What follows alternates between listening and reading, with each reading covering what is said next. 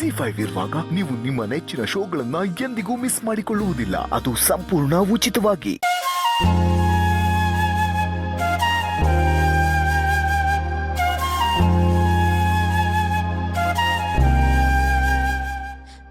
ಎಲ್ಲೋದ ಈ ವೆಂಕಿ? ಈ ಸತಿ ಮನೆಗೆ ಬರ್ಲಿ, ಇನ್ನೊಂದ್ ಕಿತ ನನ್ಗೆ ಹೇಳಿದ್ರೆ ಎಲ್ಲೂ ಹೋಗ್ಬಾರ್ದು. ಹಂಗೆ ಕೈ ಕಾಲು ಕಟ್ ಮುರಿದು ಮೂಲಲ್ಲಿ ಕೂರಿಸ್ತೀನಿ. ಚೆಲ್ವಿ, ಚೆಲ್ವಿ, ಯಾಕವ ಹಿಂಗೆಲ್ಲ ಮಾತಾಡ್ತಾ ಇದೀಯೇ? ಯಾಕಿಷ್ಟು ಗಾಬರಿ ಆಗಿದೀಯಾ? ಇನ್ನೇನವ ಮತ್ತೆ ಗಾಬರಿ ಆಗಕ್ಕಿಲ್ವಾ? ವೆಂಕಿ ನೋಡಿ ಎಷ್ಟು ದಿವಸ ಆಯ್ತು. ಅವನು ಎಲ್ಲೋನೋ ಹೆಂಗೋನೋ ಅವ್ನು ಚಿಕ್ಕ ಸುದ್ದಿನೂ ನಂಗೆ ತಿಳಿತಾ ಇಲ್ಲ. ಅವನ ಯೋಚನೆಲೆ ಕುಂತಲ್ಲಿ ಕೂರಕ್ಕಾಯ್ತಲ್ಲ, ನಿಂತಲ್ಲಿ ನಿಲ್ಲಕ್ಕಾಯ್ತಲ್ಲ, ಏನ್ ಕೆಲಸ ಮಾಡಕ್ಕೂ ಮನ್ಸೇ ಬರ್ತಾ ಇಲ್ಲ. ನೀನ್ ಮಾಡು ಅಂತ ಹೇಳು. ಚೆಲ್ವಿ, ನಿನ್ ಪರಿಸ್ಥಿತಿ ನನ್ಗೆ ಅರ್ಥ ಆಯ್ತದೆ ಕಣವ. ನಿನಗ್ ಮಾತ್ರ ಅಲ್ಲ, ನನಗೂ ಹಂಗೆ ಆಗ್ತಿದೆ. ವೆಂಕಿ ನನ್ನ ಮಾತಾಡ್ಸಿ ಎಷ್ಟು ದಿನಗಳಾಗ್ಬಿಟ್ಟಿದೆ. ಅವನ್ ಮನೆಗ್ ಬಂದ ಕೂಡ್ಲೆ ಅವ್ವ ಅಂತ ಕರೀತಿದ್ದ. ಈಗ ನೋಡು, ಮನೆ ಎಲ್ಲ ಎಷ್ಟು ಬಿಕೋ ಅಂತಿದೆ. ಹಾಗಂತ ನಾವು ಭರವಸೆ ಕಳ್ಕೋಬಾರ್ದು ಕಣವ. ಅವನ್ ಎಲ್ಲೇ ಇದ್ರು ಮನೆಗ್ ವಾಪಸ್ ಬಂದೇ ಬರ್ತಾನೆ ಕಣವ. ಅವನ್ಗೆ ಯಾವ ತೊಂದ್ರೆನೂ ಆಗಿರಕ್ಕಿಲ್ಲ ಕಣವ. ಸರಿ ಕಣವ, ನಾನು ಇಂತ ಹತ್ರ ಇದ್ದೀನಿ, ಹುಷಾರಾಗಿದ್ದೀನಿ ಎಂದು ಒಂದ್ ಫೋನ್ ಮಾಡಾದ್ರು ಹೇಳ್ಬೇಕು. ನಾನ್ ಫೋನ್ ಮಾಡಿದ್ರು ಫೋನ್ ನನ್ ಸ್ವಿಚ್ ಆಫ್ ಮಾಡಿ ಇಟ್ಕೊಂಡವನೆ. ನನ್ ಏನ್ ಮಾಡಕ್ಕಾಯ್ತದೆ ಹೇಳು? ಅವನು ಯಾವ ಪರಿಸ್ಥಿತಿಯಲ್ಲಿ ಇದ್ದಾನೋ ಏನೋ. ಅಲ್ಲಿ ಫೋನ್ ಮಾಡೋದಕ್ಕೆ ಅವಕಾಶ ಇದೆಯೋ ಇಲ್ವೋ? ಅಥವಾ ಅವ್ನ್ ಫೋನ್ ಏನಾದ್ರು ಕಳ್ಕೊಂಡ್ಬಿಟ್ಟಿದ್ರೆ? ಸರಿ ಕಣವ, ಫೋನ್ ಕಳ್ದೆ ಹೋಗಿರ್ಬೋದು, ಆದ್ರೆ ನನ್ನ ನಂಬರ್ ಅವನಿಗೆ ಗೊತ್ತು ತಾನೆ. ಬೇರೆ ಯಾರ್ದಾದ್ರು ಫೋನ್ ಇಸ್ಕೊಂಡು ನಂಗೆ ಫೋನ್ ಮಾಡ್ಬೋದು, ಹೇಳ್ಬೋದು ತಾನೆ. ಆದ್ರೆ ಅವ್ನು ಏನು ಮಾಡ್ತಿಲ್ಲ. ಅವನು ಬೇಕು ಅಂತಾನೆ ಹಿಂಗೆಲ್ಲ ಮಾಡ್ತವ್ನೆ. ನನ್ನನ್ನ ಆಟ ಆಡಿಸ್ಬೇಕು ಅಂತಾನೆ ಹಿಂಗೆಲ್ಲ ಮಾಡ್ತವ್ನೆ. ಚಲ್ವಿ, ನಮ್ಮ ವೆಂಕಿ ಬಗ್ಗೆ ಹಂಗೆಲ್ಲ ಮಾತಾಡ್ಬೇಡ ಕಣವ. ಇನ್ನೊಬ್ರ ಪರಿಸ್ಥಿತಿ ಬಗ್ಗೆ ತಿಳ್ಕೊಳ್ದೆ ನಾವ್ ಏನೇನೋ ಮಾತಾಡಬಾರ್ದು ಕಣವ.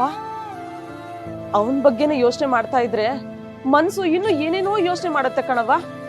ಬಾ, ಕೆಲ್ಸದ ಕಡೆ ಗಮನ ಕೊಡು. ಹೂ ಕಟ್ಟು ಬಾ.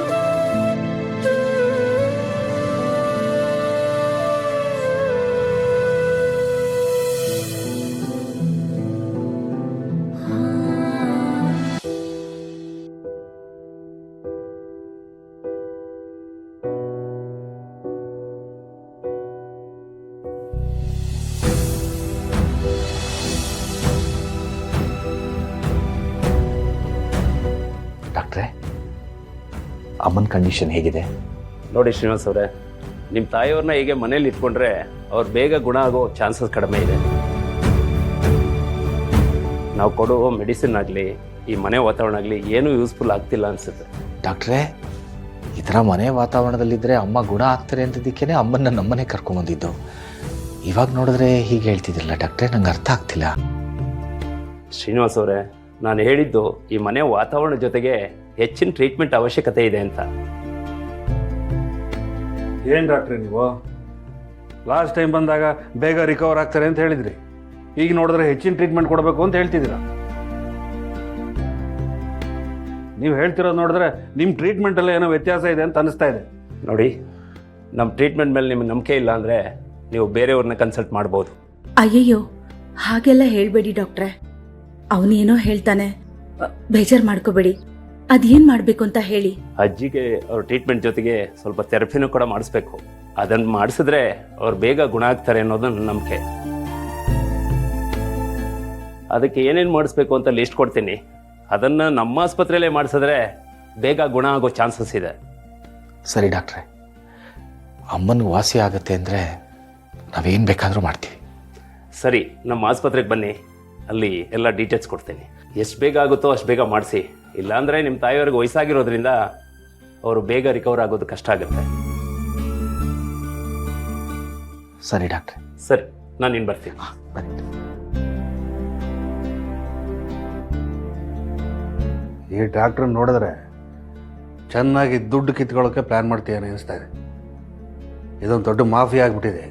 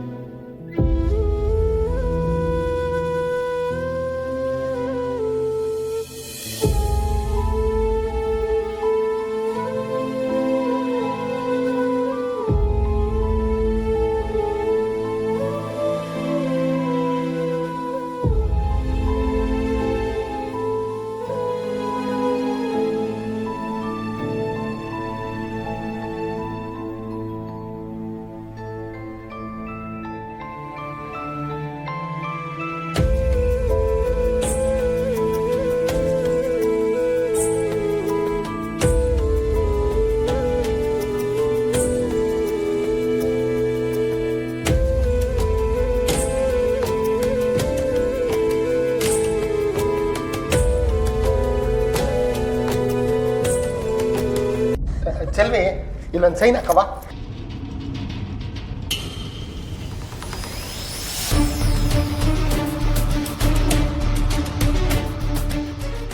ಸಾಹೇಬ್ರೆ, ಸರಿಮ್ಮ, ನಾವು ಈಗಲಿಂದಾನೇ ಅವನ್ನ ಹುಡುಕೋ ಪ್ರಯತ್ನ ಮಾಡ್ತೀವಿ. ಕಂಪ್ಲೇಂಟ್ ಕೊಟ್ಟಿದ್ದೀವಲ್ಲ ಅಂತ ಪದೇ ಪದೇ ನಮಗೆ ಫೋನ್ ಮಾಡಿ ತೊಂದರೆ ಕೊಡಕ್ಕೆ ಹೋಗಬೇಡಿ. ZEE5 ಆಪ್ ಡೌನ್ಲೋಡ್ ಮಾಡಿ ಎಲ್ಲಾ ಸಂಚಿಕೆಗಳನ್ನು ಸಂಪೂರ್ಣ ಉಚಿತವಾಗಿ ನೋಡಿ.